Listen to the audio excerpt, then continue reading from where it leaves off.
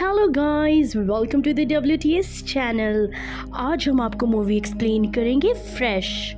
कहानी की शुरुआत में हमें नोवा नाम की लड़की को दिखाया जाता है जो अब तक ऑनलाइन कई लड़कों को डेट कर चुकी है, लेकिन आज तक उसे कोई भी लड़का पसंद नहीं आया। लेकिन एक दिन वो सुपरमार्केट में होती है, तब उसकी मुलाकात एक लड़के से होती है जिसका नाम स्टीव होता है। स्टीव का नेचर बहुत ही ह्यूमरस होता है जो नोवा को बहुत अच्छा लगता है। ये दोनों नंबर एक्सचेंज कर लेते हैं। फिर ये दोनों बहुत जल्द डेट पर मिलते हैं, जहाँ पर स्टीव बताता है कि वो एक डॉक्टर है।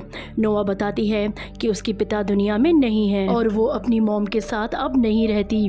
इसी तरीके से वो दोनों बहुत सारी बातें करते हैं, एक दूसरे के बारे में जानते हैं।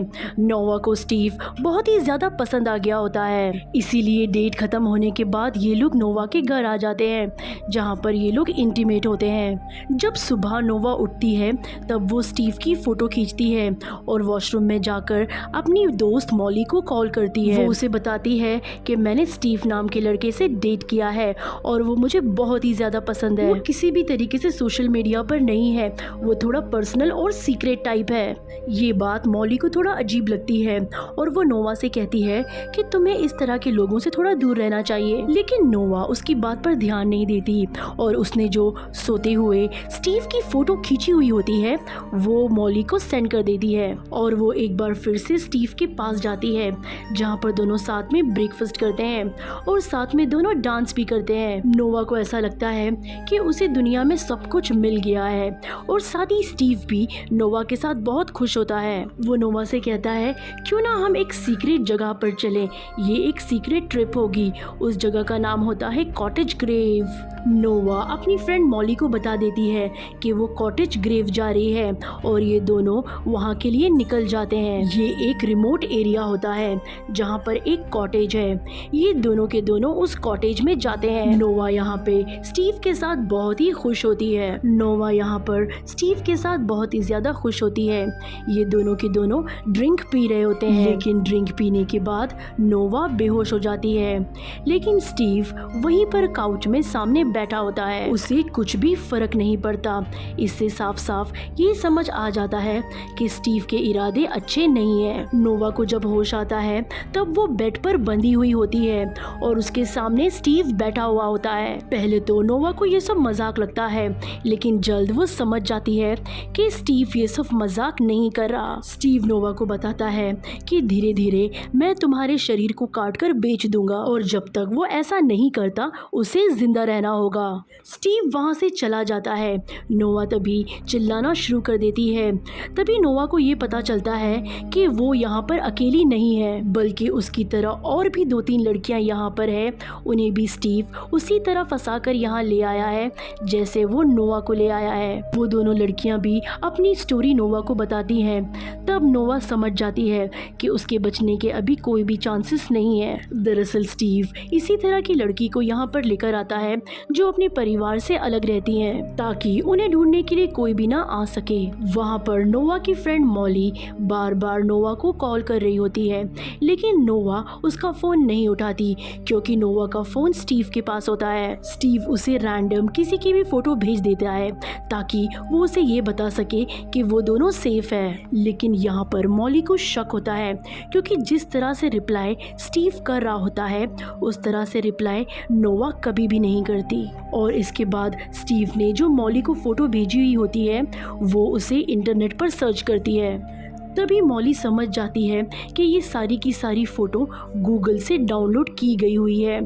अब मॉली ये समझ जाती है कि नोवा की जान खतरे में है। उसके बाद हमें स्टीव को दिखाया जाता है जो इन तीनों लड़कियों में से एक लड़की के बॉडी पार्ट्स को काटकर एक बॉक्स में बंद कर रहा होता है और उस बॉक्स को वो एक जगह जाकर डिलीवर करता है। और जो आदमी उस बॉक्स को रिसीव कर रहा होता है उसके हाथ में एक वॉच होती है जिसमें डेविल का साइन भी होता है। सबसे पहले वो उस बॉक्स से एक कपड़ा निकालता है जो उसी लड़की का होता है जिसका मांस यानी जिसका पार्ट इस बॉक्स के अंदर है। वो उसे स्मेल करता है दरअसल स्टीव का ये बिजनेस है, क्योंकि बहुत सारे लोग ऐसे दुनिया में हैं जो इस तरह के मांस को खरीदते हैं ताकि वो उसे खा सके। वहीं हमें नोवा को दिखाया जाता है जो स्टीव से कहती है कि मुझे शावर लेना है। स्टीव उसे वो जगह से निकलकर बाहर कमरे में ले जाता है।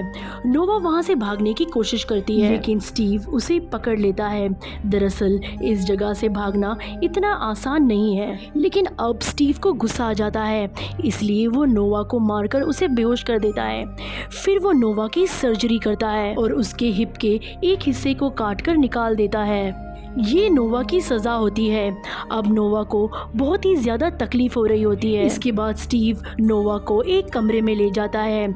उसके पास एक मैगज़ीन रखी हुई होती है और उस मैगज़ीन में एक लड़की ने लिखा हुआ होता है कि अगर तुम इसे पढ़ रही हो तो स्टीव तुम्हें पकड़कर यहाँ ले आया है। अगर वो तुम्हें पसंद करता है तो तुम इस बात का फ़ायदा उठाकर यहाँ से भाग सकती हो। तभी हमें नोवा की फ्रेंड मॉली को दिखाया जाता है जो नोवा को ढूंढते ढूंढते वही बार में जाती है जहां नोवा को सबसे पहले स्टीव मिला था, जिसे बारटेंडर पहचान लेता है जो पहले से ही मॉली का दोस्त होता है और वो उसे स्टीव का एड्रेस बता देता है क्योंकि उसने अपने कार्ड से ही वहां पर पेमेंट की हुई होती है। और अब मॉली वहां पर उसके घर के बाहर पहुंच जाती है।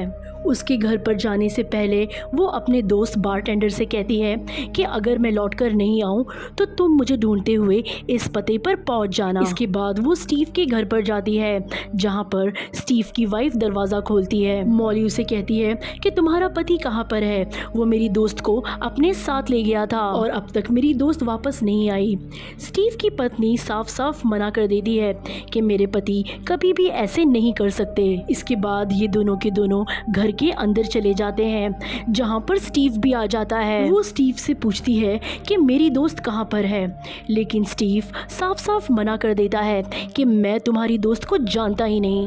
पर मॉली जानती है कि स्टीव झूठ बोल रहा है, इसीलिए वो अपने फ़ोन से नोवा के नंबर पर कॉल करती है और इस वक्त नोवा का फ़ोन स्टीव के पास होता है जो रिंग होना शुरू हो जाता है, यानी कि स्टीव की चोरी पकड़ी गई है।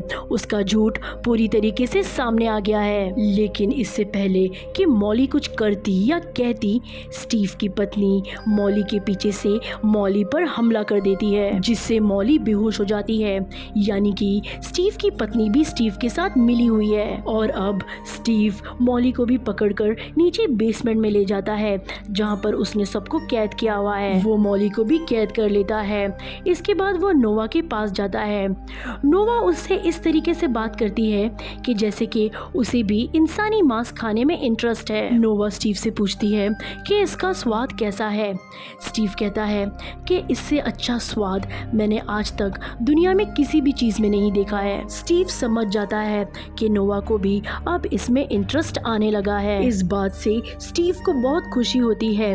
वहीं पर स्टीव के घर के बाहर हमें एक शैतानी स्किन दिखाई जाती है। इससे हमें ये समझ आ जाता है कि स्टीव और वो सभी लोग जो इंसानी मांस को खाते हैं वो लोग एक शैतान के पुजारी होते हैं। रात में हमें डिनर टेबल पर स्टीव को दिखाया जाता है जो नोवा को अपने सामने बिठाता है और वो नोवा को इंसानी मांस खाने के लिए कहता है। हालांकि नोवा ऐसा नहीं करना चाहती, पर वो स्टीव के ट्रस्ट को जीतना चाहती है ताकि वो यहाँ से निकल सके, इसीलिए वो उस इंसानी मांस को खा लेती है। ये देखकर स्टीव को बहुत ज़्यादा खुशी होती है। स्टीव को लगता है कि उसकी टीम में अब एक और मेंबर शामिल हो चुका है। स्टीव नोवा को बताता है कि वो 17 साल से ऐसा कर रहा है। शुरू में उसने ये बात किसी को भी नहीं बताई, लेकिन धीरे धीरे उसने उन लोगों को ढूंढ लिया जिनको इंसानी मांस खाने में बहुत ज़्यादा इंटरेस्ट है। स्टीव बताता है कि ये लोग जो इंसानी मांस खाते हैं ये लोग बहुत ही ज़्यादा अमीर हैं, इसीलिए मैं इनके लिए काम करता हूँ और इसके बदले मुझे बहुत सारे पैसे भी मिलते हैं। इसके बाद नोवा अपने कमरे में आ जाती है और कमोड में वॉमिट करना शुरू कर देती है क्योंकि वो कभी भी अपनी लाइफ में ऐसा खाना नहीं खाना चाहती थी। तभी हमें स्टीव को दिखाया जाता है जो मॉली को भी बेहोश करके उसके भी स्किन के और मांस के टुकड़ों को निकाल लेता है ताकि वो अपने दोस्तों को उसके मांस के टुकड़े भेज सके। फिर अगली शाम स्टीव वापस एक बार नोवा के पास जाता है। वो नोवा को एक ड्रेस देता है और कहता है कि तुम इस ड्रेस को पहन के तैयार हो जाओ, हम शाम को डिनर करेंगे। और वो लोग साथ में एक बार फिर से डिनर करते हैं, जिसे ना चाहकर भी नोवा खा लेती है। इसके बाद स्टीव दीवार के पीछे उसे एक छोटा सा कैबिन दिखाता है, जहाँ पर छोटी छोटी जगहों पर उसने लड़कियों के कई सारे सामान रखे हुए होते हैं। स्टीव बताता है कि जिस भी लड़की के मास्क को मैं अपने क्लाइंट्स के पास भेजता हूँ, साथ ही मैं उन लड़कियों के सामान को भी उनके पास भेजता हूँ, ताकि मेरे क्लाइंट्स उनको फील कर सके। नोवा कहती है, लेकिन यहाँ पर मेरा सामान तो नहीं है। तब स्टीव नोवा को बताता है कि अभी मेरा तुम्हें मारने का कोई भी इरादा नहीं है। लेकिन तभी नोवा ये देखती है कि उसकी फ्रेंड मॉली का मोबाइल फोन वहाँ पर है, जिससे वो ये समझ जाती है कि मॉली को भी स्टीव ने पकड़ लिया है। ये जानकर नोवा को बहुत दुख होता है, लेकिन फिर भी वो अपनी दोस्त के लिए कुछ भी नहीं कर सकती। यहाँ पर स्टीव शुरू से ही नोवा को बहुत पसंद करता है, इसीलिए वो उसके साथ इंटीमेट होना शुरू कर देता है। और जब नोवा को मौका मिलता है, वो स्टीव की जांघ पर काट लेती है और उसके स्किन को निकाल देती है, जिससे स्टीव दर्द से कर्रा उठता है। तभी नोवा उसे मारकर, उसे काटकर वहाँ से चाबियाँ लेकर भागने लगती है। वो उस जगह पर पहुँच जाती है जहाँ पर उसकी दोस्त मॉली और एक और लड़की होती है।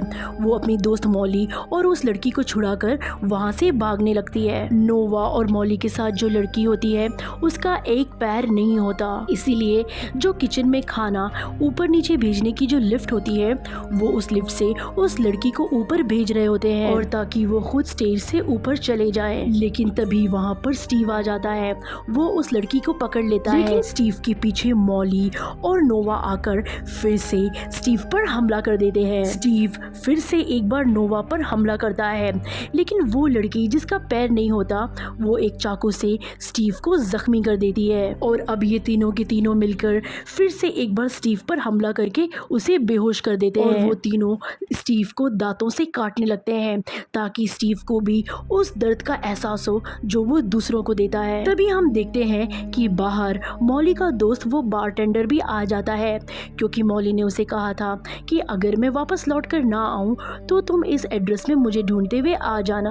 वहीं पर मॉली, नोवा और वो लड़की जो होते हैं, वो घर के बाहर आ जाते हैं, लेकिन स्टीव भी इनका पीछा करते हुए बाहर आ जाता है। स्टीव के पास गन होती है। स्टीव से बचने के लिए ये तीनों के तीनों पेड़ के पीछे छुप जाते हैं, पर स्टीव कैसे भी करके नोवा को ढूंढकर उसे मारना चाहता है, क्योंकि ये सब कुछ नोवा की वजह से हुआ है। और जब वो नोवा को ढूंढ रहा होता है, तभी मॉली पीछे से उसके ऊपर हमला कर देती है, और उसके बाद ये तीनों लड़कियां एक बार फिर से स्टीव पर हमला करते हैं, और नोवा स्टीव से उसकी गन छीन लेती है और उसी की गन से उसे शूट करके मार डालती है। यानी कि अब ये तीनों की तीनों लड़कियां सुरक्षित है, क्योंकि स्टीव की मौत हो चुकी है। नोवा को उसका मोबाइल हासिल करना होता है, इसलिए फिर से वो एक बार घर के अंदर जाती है।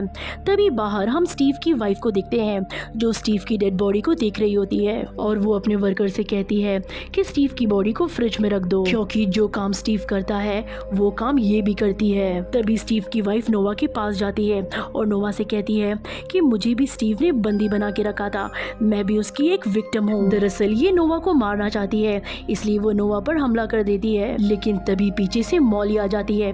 वो स्टीव की पत्नी को मार देती है। इसका मतलब ये है कि अब ये तीनों पूरी तरीके से सुरक्षित और आजाद हो चुके हैं। इसी के साथ ये फिल्म और ये कहानी यहीं पर खत्म हो जाती है। उम्मीद करते हैं कि आपको ये मूवी पसंद आई होगी।